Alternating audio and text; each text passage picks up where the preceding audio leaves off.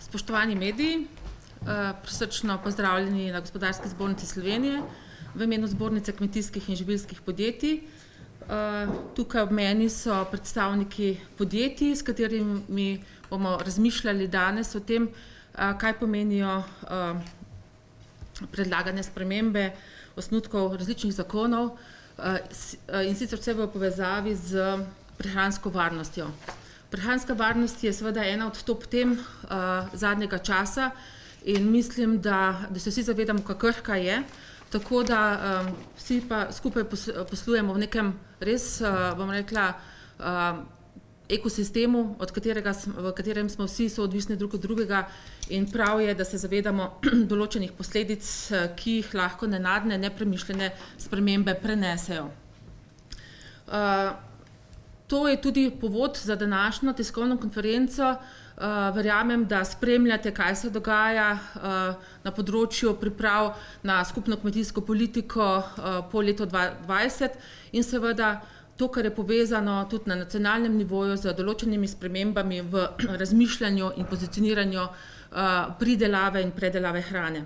Se pravi, na eni strani imamo resolucijo Naša hrana, podeželje in naravni viri po 2021, kjer, bom rekla, dokaj smelo razmišljamo o potrebnih ciljih, ki si jih država kot moramo zastaviti. In zagotovo je zagotavljanje visokih standardov varne in kakovostne hrane prioriteta vseh nas, ki delujemo v tem agroživilskem sistemu. Nadalje, učinkovita raba in dostopnost virov, zemlje, kapitala, dela in znanja. Seveda zavedamo se, da brez primernega in primerljivega dohodkovnega položaja ni potrebnih aktivnosti v tem sistemu, kajti ljudje morajo preživeti. Stabilnost dohodka je tako izredno pomembna in seveda tudi krepitev agroživilskih verig, kot jih naslavlja sama resolucija. Stremimo vsi skupaj k spodbujanju pridelave in pa porabe hrane za višjo dodano vrednostjo, krepitev tržne naravnanosti in podjetništva in spodbujanje generacijske prenove ter ohranitev proizvodnega potenciala in obsega kmetijskih zemljišč. To vse najdemo v sami resoluciji in mislim, da ga ni junaka med nami, ki se s tem ne bi strinjal. Pravzaprav vsi podpiramo te usmeritve in se čutimo del njih. Pa vendarle, ko razmišljamo o prehranski varnosti in se sprašujemo o tem, pa so nas vsekakor presenetili osnutki zakona o spremembah in dopolnitvah določenih zakonov na področju kmetijske in zemljiške politike. Te spremembe zavzemajo kar 3 zakone, izredno pomembne zakone, to je Zakon o kmetijskih zemljiščih, Zakon o skladu kmetijskih zemljišč in gozdov Republike Slovenije in pa Zakon o dedovanju kmetijskih gospodarstev. Ko smo prebrali napovedane spremembe, osnutke zakonov, smo se pravzaprav vprašali, kam nas bodo te spremembe pripeljale in kje je zdaj tukaj povezava na prehransko varnost. Samo da pogledamo, kdo smo, kaj smo in zakaj se zavzemamo, da vendarle premišljeno pristopamo k napovedanim aktivnostim. Zbornica kmetijskih in živilskih podjetij je vendarle največja panožna zbornica na področju proizvodnje živil.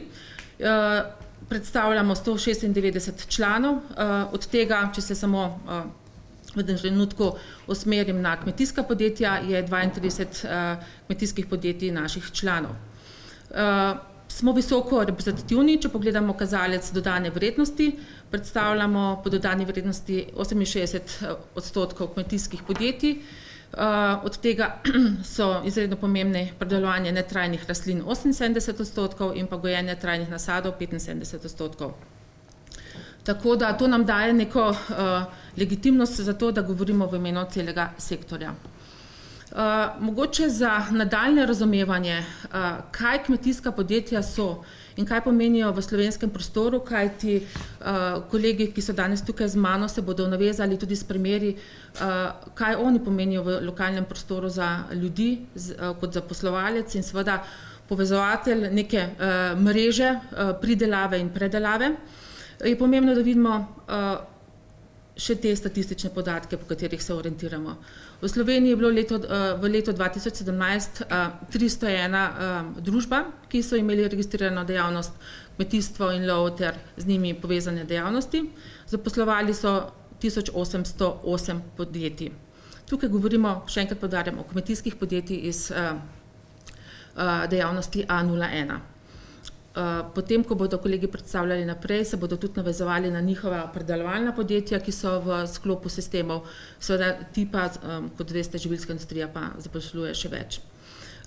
Mesečna bruto plača na zaposlenega v letu 2017 je znašala 1259 evrov, dodana vrednost na zaposlenega 32 558 evrov in A01 je predstavljala v celoti 58 milijonov 853 tisoč dodane vrednosti. Dodani čisti prihodki od prodaje v tem izredno težkem letu, se spomnite, sadjarstvo in podobne zgodbe so bile v ospredju, znašajo 176 milijonov evrov, 880 tisoč evrov. In kot rečeno, zaradi različnih vzrokov, predvsem vremenskih neprilik, je celoten sektor v letu 2017 zabeležil izgubo. Ko razmišljamo o kmetijstvu iz različnih vidikov, se vendarle zavedamo tudi teh številk, kaj pomenimo v dodani vrednosti. Samo kmetijstvo predstavlja 2,5%, v bruto domačemu proizvodu 1%, v skupni zaposlenosti pa 7,4%. Pa vendarle je pri tem potrebno povedati, da kmetijstvo in agroživilstvo pomenita izredno velik, močen, multiplikativni učinek na vse druge panoge. In nenazadnje tudi ti odstotki, ki jih predstavljamo, ki bi morali biti pravzaprav še večji, in to bi bil tudi naš cilj, so izredno pomembni, kajti pomenijo tudi neko stabilnost in pa prehransko varnost, ki jo pa seveda moramo še izboljšati. Zgodbe o mesu in podobne zgodbe, katerih smo priča v zadnjem času, nas vendarle napotujejo k temu, da je potrebno v verigi sodelovati in da je zagotavljanje prehranske varnosti Slovencev družbeno-gospodarski izziv, ki ga je treba obravnavati z vso skrbnostjo. Poglejmo samo osnovne poljščine po podatkih SURS-a in Kmetijskega inštituta. To so podatki, o katerih vendarle govorimo že nekaj časa in z ukrepi se pa še ne pomikamo k izboljšanju.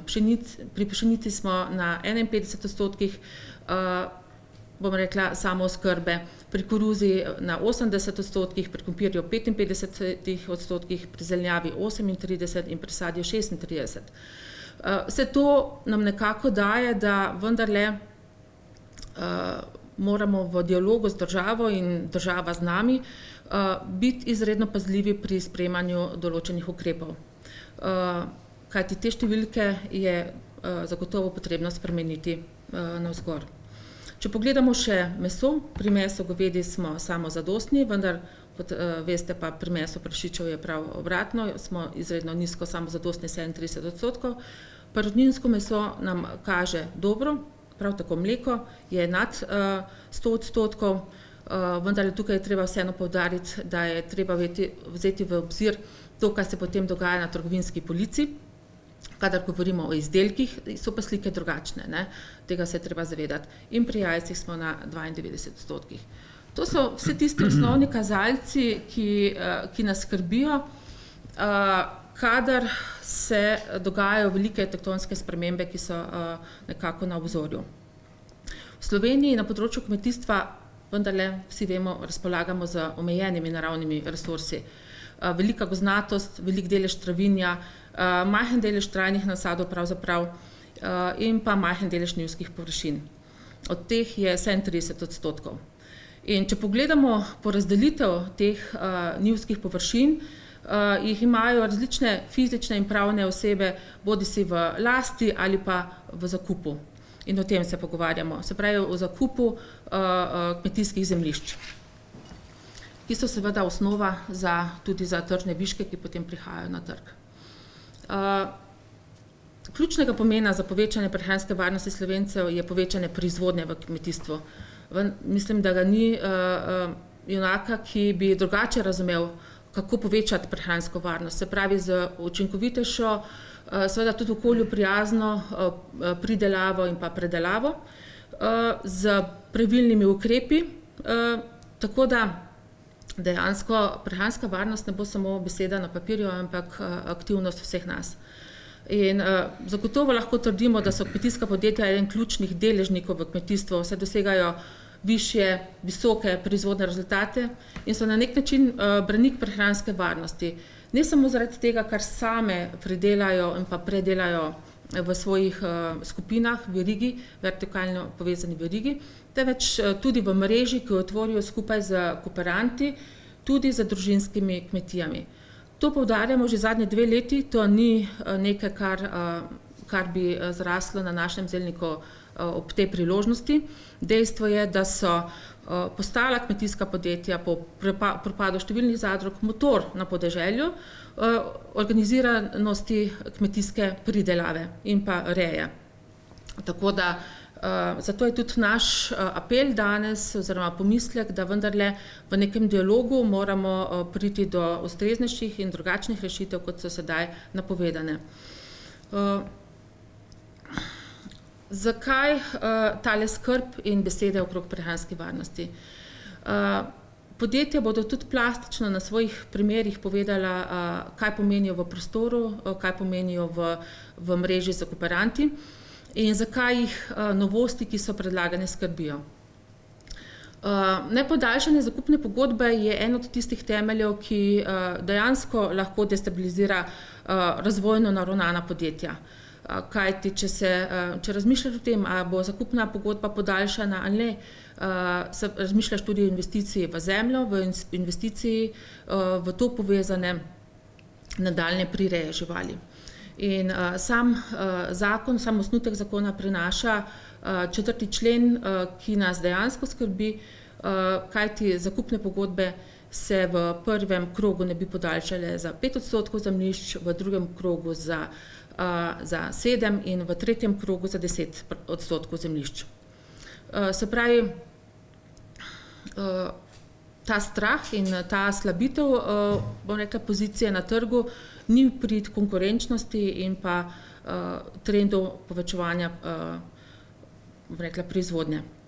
Potem vrstni red upravičencev v 4.c členu, pravne osebe kmetijska podjetja so šele na 3. oziroma 4. mestu in pa omejitev zakupa.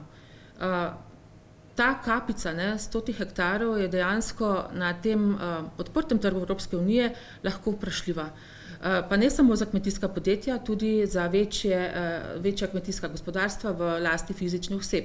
Ali bomo konkurenčni pod takimi pogoji na evropskem trgu, ali nas bojo še naprej preplavljali kamioni uvozeni živil. Mislim, da ta strah je povsem upravičen. Konkurenčnost je izredno pomembna. Nadalje, ko razmišljamo in beremo osnutke zakonov, vidimo sledeče. Spremembe zagotovo nimajo jasno opredeljenih posledic za prehransko varnost Slovencev. Spremembe, ki so v osnutkih napovedane, nimajo jasno opredeljenih posledic za gospodarstvo in pa za socialno varnost ljudi zaposlenih v kmetijskih podjetjih. Samo če se omejim ponovno na kmetijska podjetja, 1808 ljudi za svojimi družinami, ki lahko tako ali drugače trpetajo tudi za svojo zaposlitev. Kajti, ko govorimo o zaposlitvah, to ni samo tisti tehnološki višek, kar odpade pri zmanjšanju zemljišča, na to so vezane tudi druge servisne službe in seveda ta kaskada pade potem po verigi nazaj. Spremembe zagotovo nimajo jasno opredeljeno, kolikšen je sploh potencial teh privilegiranih ciljnih skupin, kamor bi se premikala zemljišča, se pravi v teh krogih, kot rečeno. Najprej 5%, potem 7 in 10. In tudi boj znotraj same privilegirane ciljne skupine bi bilo zanimivo opazovati, kako bi se razvijal. Zagotovo bi tudi nastajala veliko vprašanja znotraj ljudi, skupin, ki ciljajo na ta zemljišča. Predlagane spremembe so v nasprotju s cilji strateških dokumentov. Moram reči, da ko smo prebrali resolucijo in tudi na nek način sodelovali pri njej, smo čutili ta moderen pristop, nek svež veter in dejansko smo videli tudi svojo vlogo, ne samo kot kmetijska podjetja, ampak tudi kot živilska podjetja. In v istem hipu smo dobili pravzaprav na mizo še drug paket, ki pa nekako, vsaj po našem mnenju, ne gre skupaj z smelimi principi znotraj resolucije. Tako da se vprašamo res, kako zagovarjati naprej še povečanje prehranske varnosti Slovencev, če imamo na mizi dva tako različna kupčka dokumentov, s katerimi moramo operirati. Po naših ocenah bi nov zakon s področja zemljiške zakonodaje vplival na zmanjšanje količinske pridelave hrane v Sloveniji, kar bi še dodatno ogrozilo našo prehransko varnost. Samo da se te spremembe vzpostavijo, si zagotovo lahko predstavljate, kaj pomeni iz enega velikega organiziranega sistema prenašati zemljišča na manjše, še neorganizirane sisteme, ki niso v neki verigi odkupa, da se tudi se pravi stabilizira sama pridelava, traja nekaj časa. In zagotovo ti odstotki nam ne bi bili v prid, pravzaprav se ne bi nič spremenilo. Samo prenašamo iz enega kupa zemljišča na drug kup. In zagotovo v tem času prilagajanja bi se povečala tudi odvisnost Slovenije od uvožene hrane. Mislim, da je pravzaprav naloga vseh nas, deležnikov in pa resornih ministrstev, da razmišlja o tem, kako povečati določene odstotke, da bomo varni ne samo prehransko, temveč tudi finančno. Kajti takrat, kadar konkurenti začutijo, da smo pod 50%, pa naj se to bo krompir, sladkor, karkoli, vejo, da smo šibki pogajalci in za nas je potem vse dobro po kakršnikoli ceni. In tega se moramo zavedati, kadar razmišljamo o tako drastičnih ukrepih v smeri destabilizacije trga. Dovolite mi še besedo dve o vlogi kmetijskih podjetij še malo drugače. Ko smo pogledali, kaj prispevamo v državni proračun, smo ocenili, da je samo skozi davke in socialne prispevke prispevajo kmetijska podjetja 24 milijonov. Tukaj je res taka skromna ocena, vendar, ko začnemo še dodatno števati, koliko družinskih kmetij pravzaprav že zdaj poslovno povezanih z kmetijskimi podjetji, vidimo, da je teh več kot 3500. In to je zgledno poslovno sodelovanje, ki je večino podprto z pogodbami. Mislim, da je to tudi potrebno poudariti. Kakšna je vloga kmetijskih podjetij? Mislim, da sem že prej omenila, da omogočajo stabilno nabavno in pa proizvodno verigo. Zagotavljajo tudi prenos znanja, ne nazadnje. In to niso samo floskule na papirju, to dejansko dokazujejo podjetja z svojim delovanjem znotraj sistema, prenašajo znanje tudi na mlade, tako da res pomenijo en vir, bom rekla, organiziranosti. Da bi pa mogoče boljše razumeli, kaj to pomeni, kakšno destabilizacijo to pomeni na, bom rekla, na okoljskem področju, na socialnem, na organizacijskem in seveda tudi še na drugih področjih, ki so povezana za samo verigo, pa mislim, da prav, da predstavijo predstavniki podjetij, ki delujejo v različnih sredinah in je njihova primarna dejavnost tudi različna. Nam se gre za to, da resnično razumemo, razumete, o čem govorimo, tako da predlagam, da začnemo z predstavnikom podjetja Žipo. Z nami je dr. Mitja Krajnc, ki vodi družinsko kmetijsko podjetje in pa d.o.o. Žipo Lenart. Izvolite, Mitja.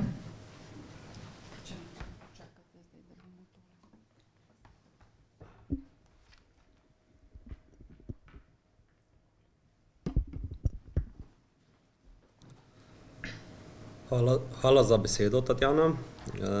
Kot je Tatjana rekla, moje ime je Mitja Krajnc.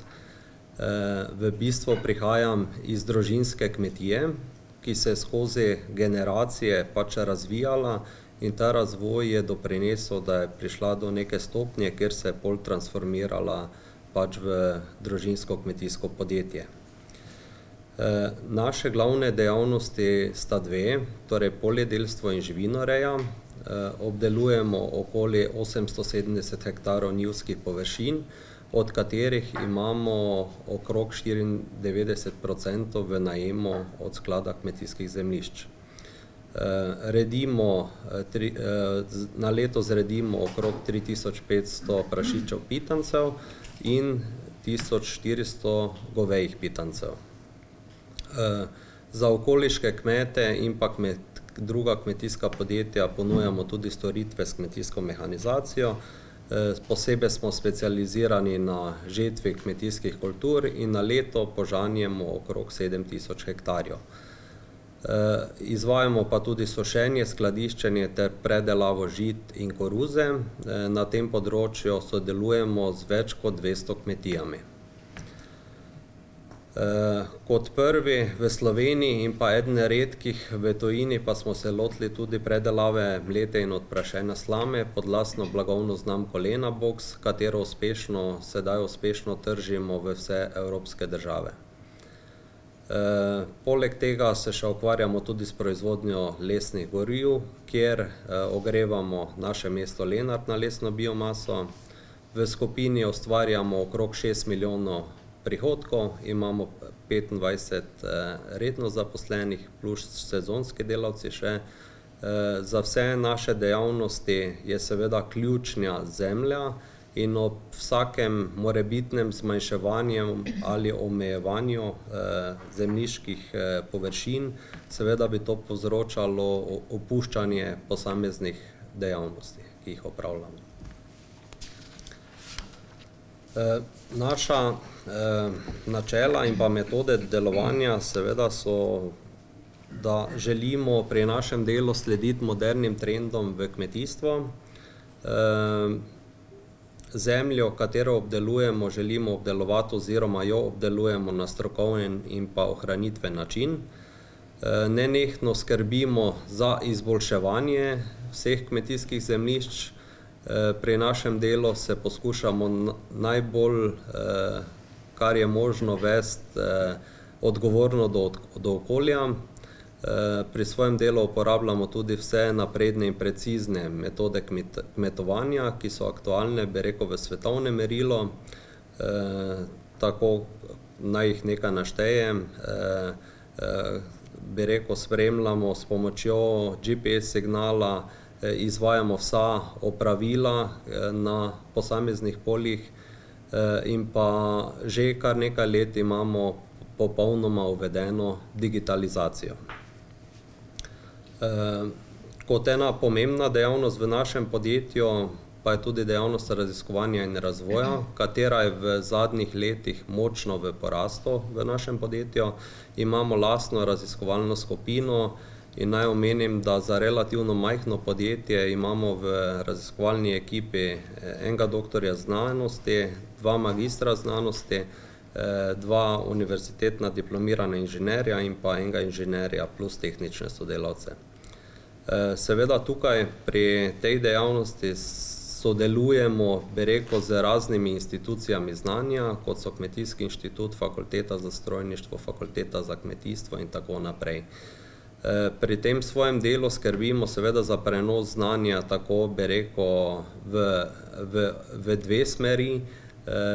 Torej, to, kaj bi rekel, naša dognanja seveda prenašamo tudi na inštitucije znanje in pa tudi v samo okolje na ostala kmetijska gospodarstva. V okviru dejavnosti izvajamo tudi progeni test lisaste pasme, kjer spremljamo samo genetiko, na vpliv genetike na rast in razvoj lisastega goveda. Tako izvajamo razne raziskave v hlevu in pa na področju poljedelstva. Vključeni smo, bi rekel, v več projektov. Trenutno smo vključeni v 6 razvojno-raziskovalnih projektov, med katerimi smo pri 2 vodilni partner. Vsa ta naša raziskovanja seveda temeljijo na temu, da razvijamo nove inovativne pristope v pridelavi varne hrane. Zdaj, en izredno zanimiv sistem manjšega podjetja v kombinaciji z družinsko kmetijo in vidimo, kaj lahko vse naredi takšen sistem tudi na področju raziskovanja in razvoja. In podprto res z projekti.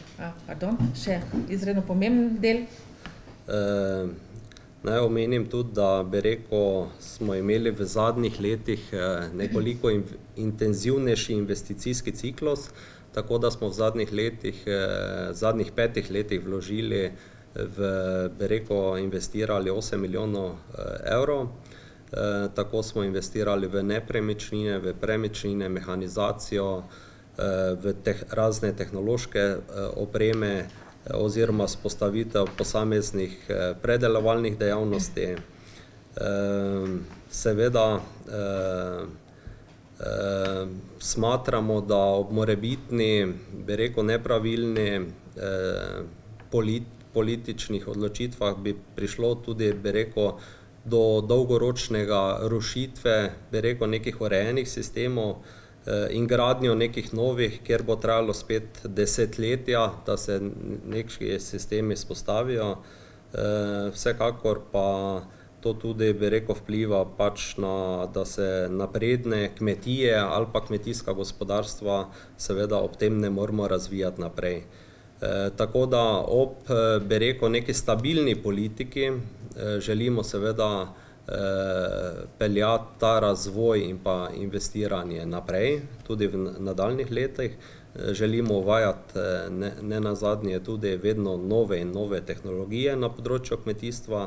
Želimo dolgoročno kmetovati in pa prispevati seveda k samooskrbi Republike Slovenije ter k zdravi in varni prehrani za vse državljane Republike Slovenije. Hvala. Hvala. Sedaj pa sledita predstavitvi dveh podjetij, ki imata pravzaprav verigo speljano od njive do mize. In to je tudi tista ključna prednost pri nastopih na tujih trgih. Tako da najprej prosim gospoda Branka Viraga, člana uprave skupine Padvite, da predstavi dogajanje v podjetju.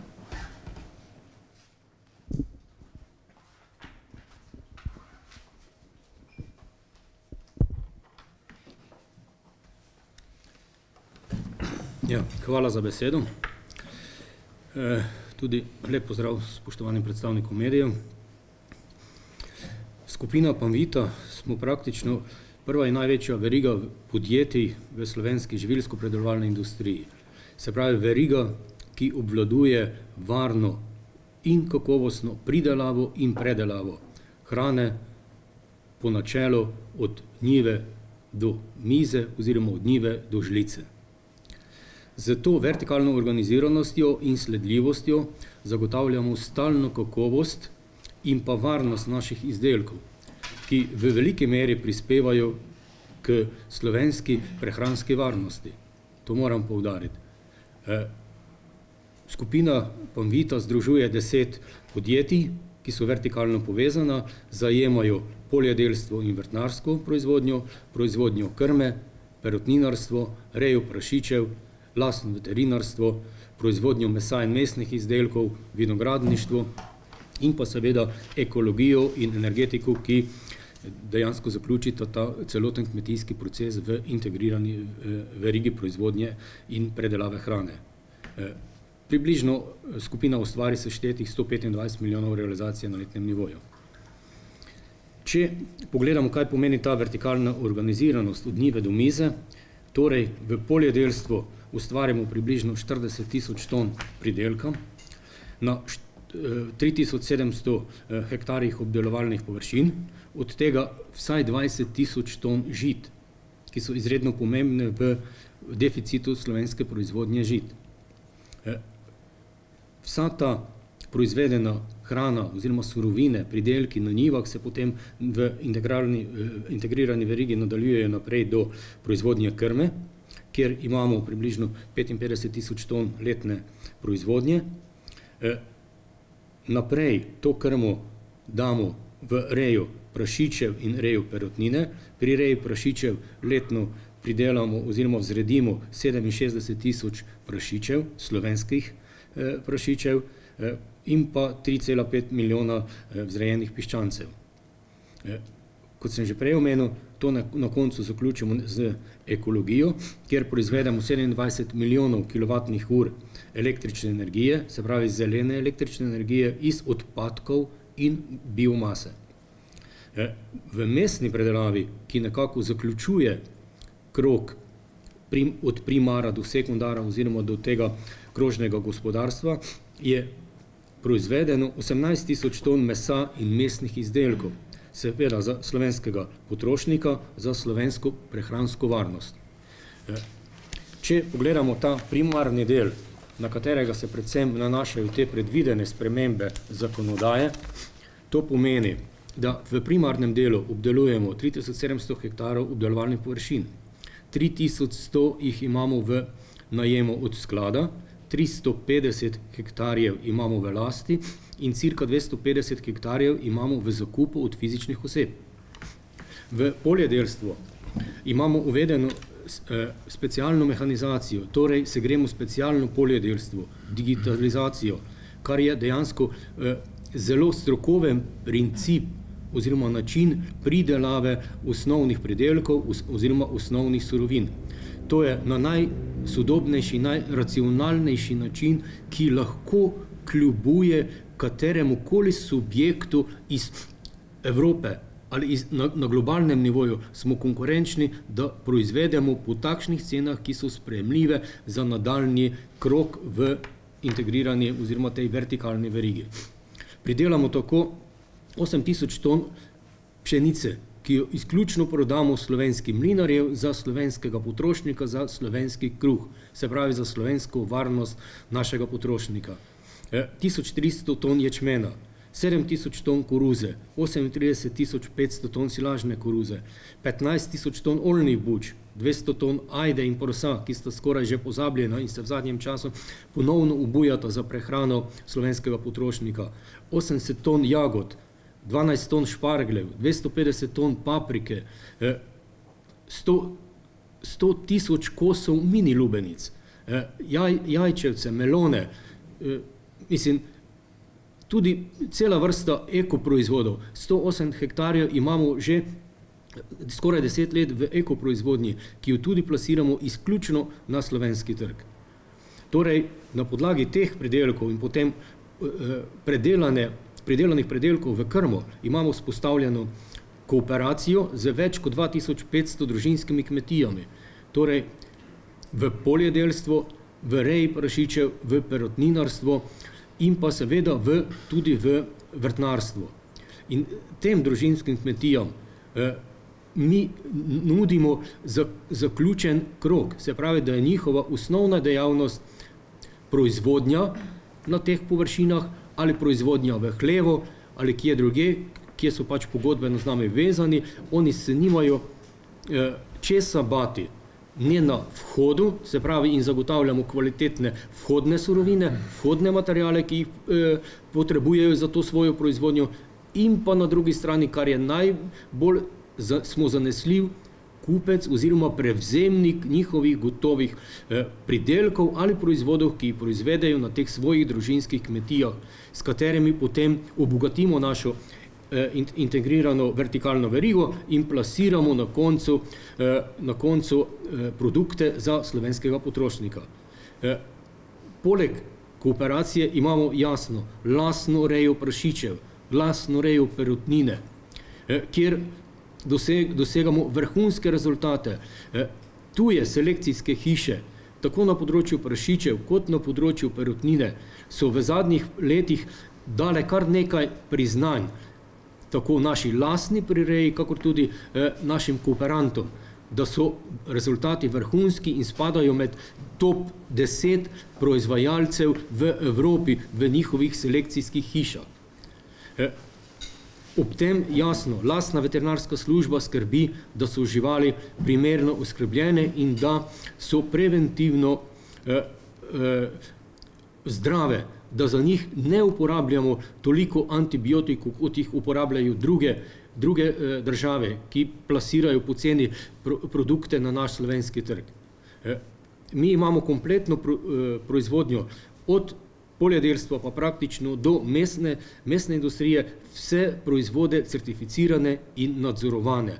Vsi proizvodni procesi so pod lastno kontrolo in pa seveda pod kontrolo slovenske inšpekcije, ki je dokaj pogosta v naših objektih ali v naših proizvodnih procesih prisotna. Po naših ocenah bi navedena sprememba kmetijske zakonodaje, jasno moram povedati, da je za nas nesprejemljiva. Ne samo za nas, tudi za druga podjetja. In pomeni praktično predvsem nestrokovnost, nestrokovno pripravljene spremembe in jim seveda nismo naklonjeni. Pomeni pa, da je ogrožena prehranska varnost Slovenije, se pravi prehranska varnost slovenskih potrošnikov. Če plastično povem, zmanjšanje površin v skupini pomeni zmanjšanje vertikalne verige, zmanjšanje pridelkov, zmanjšanje proizvodnje krme. Zmanjšanje proizvodnje krme pomeni zmanjšanje količine prirejenih živali. Na koncu pomeni to manj svežega mesa, manj mesnih proizvodov, ki bi bili za slovenskega potrošnika na slovenskem trgu. Torej smo podvrženi spet temu ljubemu uvozu, kjer pa nimamo tega tako pod kontrolo, kot bi morali imeti. Torej, vsa ta produkcija, ki je v skupini Panvita, je dejansko podvržena tem nenehnim kontrolam. Zaradi tega smo tudi ustanovili lastni razvojni raziskovalni inštitut oziroma center Panutri, skozi katerega vpeljujemo novosti za to produkcijo. Posledice teh nestrokovno pripravljenih sprememb zakonodaje bi pomenile tudi ogrožanje ne samo naše gospodarske dejavnosti, ampak tudi pri kooperantih, pri družinskih kmetijah, kajti z rejo živali, tako prašičev kot perutnine, ali v okviru poljedelskih pogodbenih pridelav bi bile ogrožene ali pa ogrožen dohodek in posledično preživetje tudi teh družinskih kmetij. Hvala lepa. Hvala. Poglejmo še primer vertikalne povezanosti skupine Perutnine Ptuj. Spoštovani novinarji in ostali prisotni, Perutnina Ptuj spada med največje evropske vertikalno integrirane proizvodne, varne in kakovostne hrane. Njeni začetki segajo daleč tja v leto 1905, seveda skozi prvo in drugo svetovno vojno je ta organizacija doživela precej sprememb. Danes pa slovimo po tem, da smo praktično največji proizvajalec perutninskega mesa v jugovzhodni Evropi. Stabilni zaposlovalec, celotna skupina zaposluje 3700 zaposlenih, od tega 1750 v Republiki Sloveniji in pa seveda uspeh Perutnine Ptuj in današnji poslovni model sloni na korektnem, dohodkovno ustreznem poslovnem odnosu z 240 družinskimi kmetijami. V času žetve od okoliških kmetov odkupimo 20 000 ton koruze, 8 000 ton pšenice in vsi ti pridelki končajo v krmi, s katero mi spitamo živali, ki jih potem ponudimo našim potrošnikom.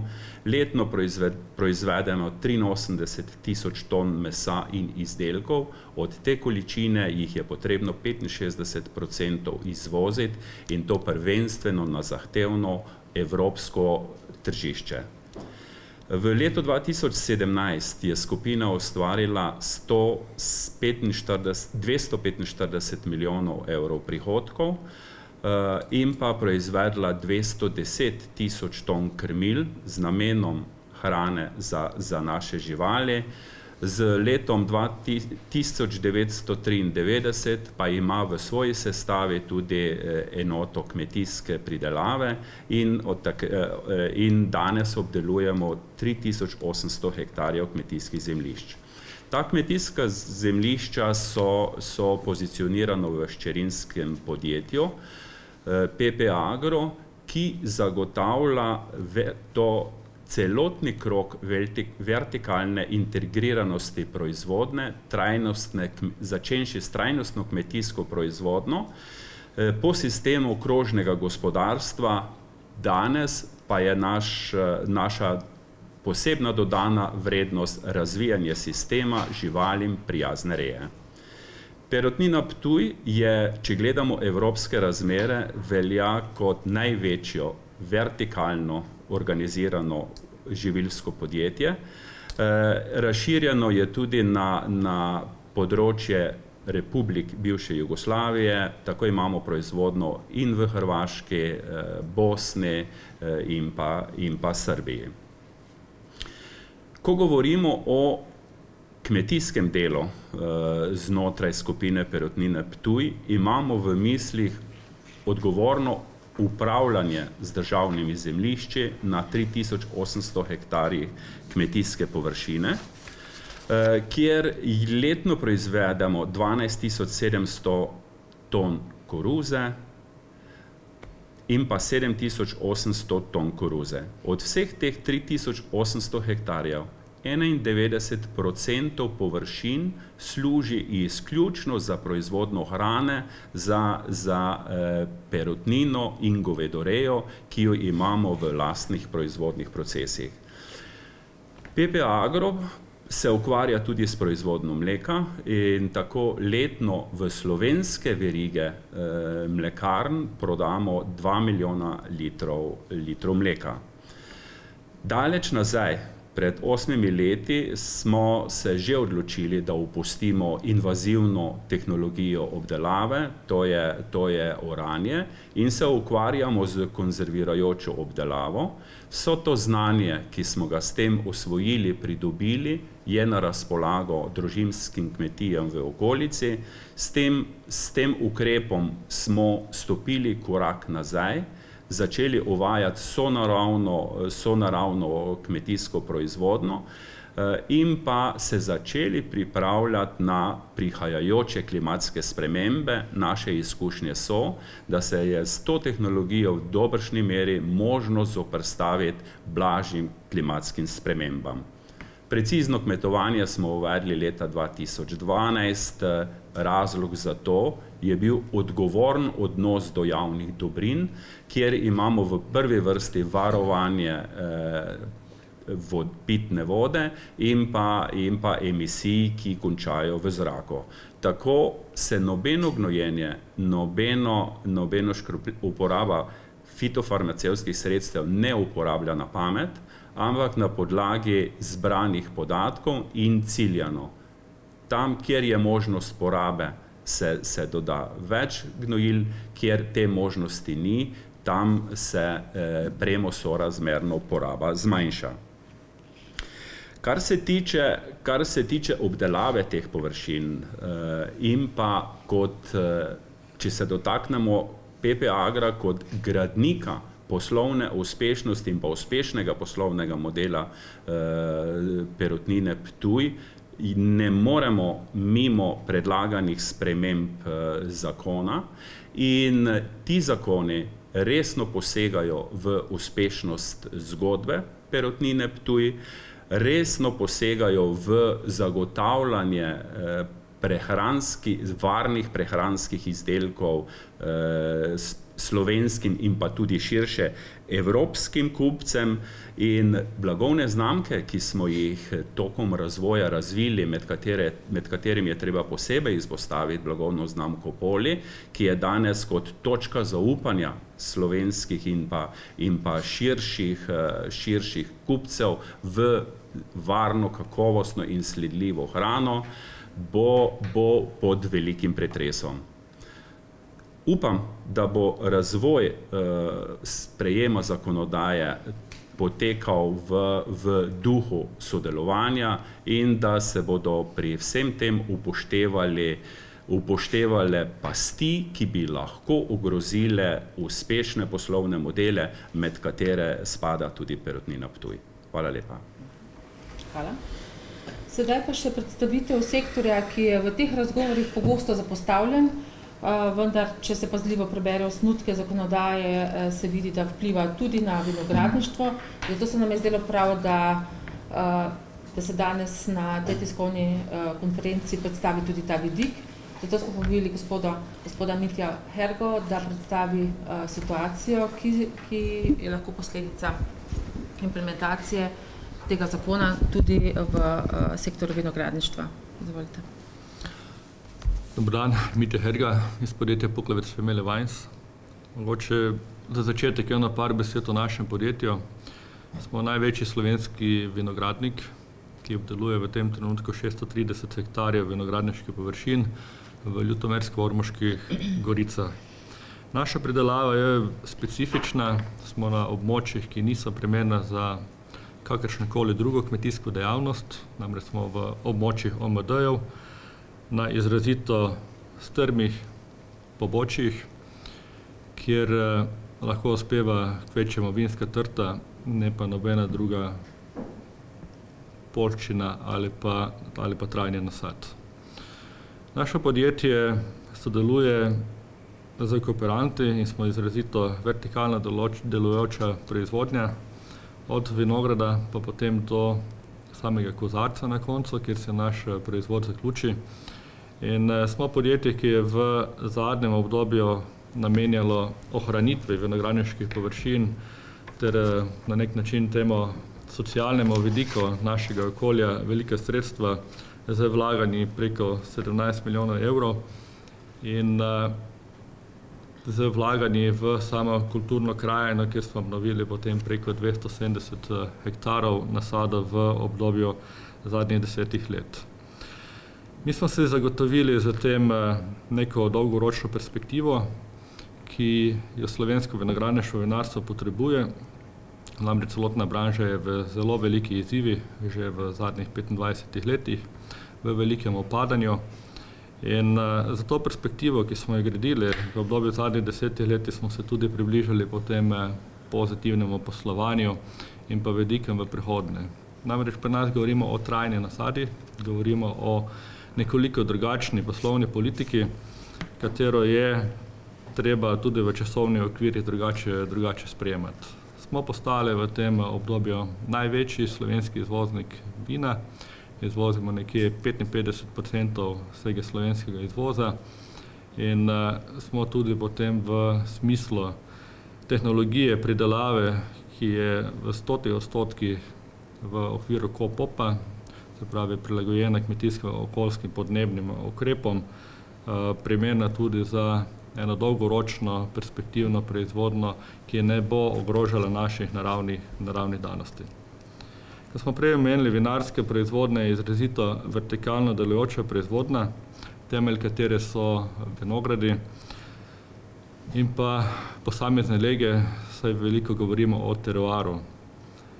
Te posebnosti mi potem izrazito komuniciramo s potrošniki in smo jih tudi temu primerno zaščitili z zakonom o vinu in temu primerno zaščitili z zaščitenimi geografskimi porekli, čemer je potem tudi prilagojen poslovni model samih vinarskih podjetij in pa tudi vinogradniških kmetij. Na večstoletno tradicijo vinarstva, vinogradništva v Sloveniji smo ponosni. Ponosni smo na urejeno vinogradniško pokrajino, iz katere izhajamo in pa na intenzivni razvoj v zadnjem obdobju. Govorimo o panogi, ki je dolgoročna, kjer je potrebna sistematičnost, načrtni pristop in le-to omogoča uspeh. In iz tega razloga je potrebno zagotoviti stabilno in pa konkurenčno poslovno okolje, v katerem panoga mora delovati. Naše podjetje obdeluje 630 hektarjev, od tega ima v najemu od Sklada kmetijskih zemljišč Republike Slovenije 486 hektarjev, od katerih smo eksistenčno odvisni, saj na njih temeljijo tudi naše blagovne znamke. In v te blagovne znamke smo vlagali skozi daljše časovne obdobje. Vkolikor podjetje izgubi dobršen delež teh vinogradniških površin, trenutni poslovni model več ni mogoč in sprememba poslovnega modela zahteva nepredstavljiva vlaganja v drugačno prodajno in pa marketinško politiko, ki enostavno niso vzdržna. Predlog sprememb zakona o kmetijskih zemljiščih in pa predlog sprememb zakona o skladu kmetijskih zemljišč našemu podjetju onemogoča nadaljnji zakup kmetijskih površin. Tukaj smo nekoliko drugačni od naših kolegov, saj naše podjetje po 24. členu zakona o kmetijskih zemljiščih ne izpolnjuje pogojev, ki se predvidevajo za kmetijsko organizacijo, kjer je potrebno doseči potem vsaj 50% prihodkov iz primarne proizvodnje, kar pa v vinarski branži kot tako enostavno ni možno, kot verjetno tudi v kateri drugi branži, pa naj se bo to oljkarstvo ali pa tudi v deležu sadjarstva, tega enostavno ni moč zagotoviti. In potrebno je opozoriti, da se v podobnem položaju ne znajde samo naše podjetje, ampak večina pravnih oseb, ki se ukvarjajo z vinarstvom v naši državi.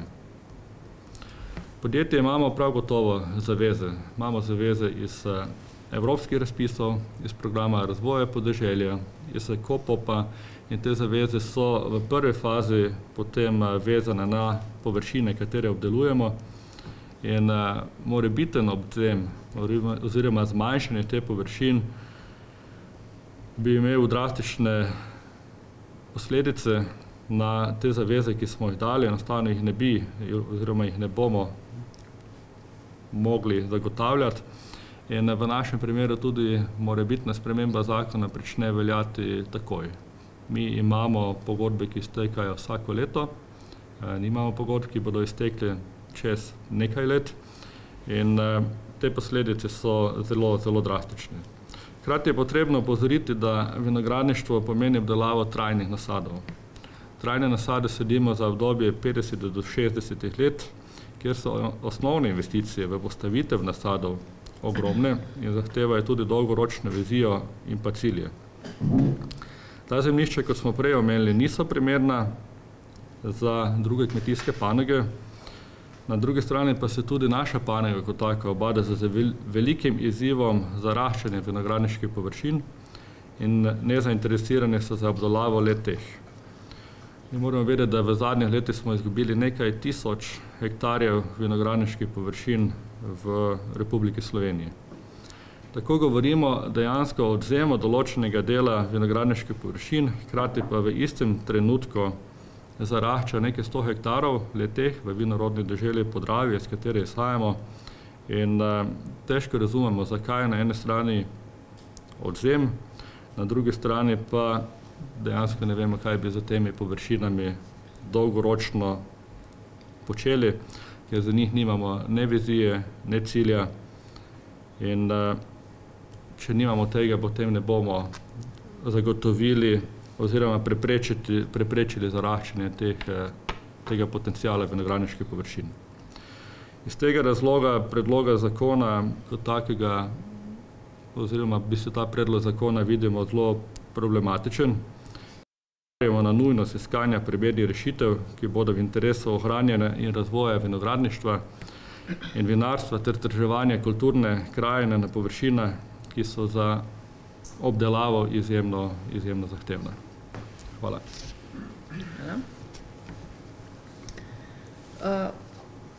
Kaj povedati za zaključek? Mislim, da je bilo vmes naštetih kar nekaj nazornih primerov, ki nakazujejo na to, da je sam predlagan zakon strokovno nepopoln. Zagotovo pa ne vključuje scenarija, ne implementacije in pa ne opredelitve posledic. In to nas resnično skrbi. Vsekakor menimo, da je potreben res temeljit premislek, ali takšen zakon sploh potrebujemo. In zato se tudi zavzemamo za dialog s pripravljalci. Mislim, da ob razpravi o resoluciji in seveda o teh predlogih trojčka samega zakona, mislim, da se moramo resno vprašati, kam nas to vodi. Če samo malo karikiram, To je tako, kot da bi si tekač pred ostrim kamenjem sezul čevlje in želel peš oziroma teči bos čez to ostro kamenje. Tako da s tem bi jaz ta naš del zaključila in seveda smo na voljo za vaše vprašanja. Izvolite.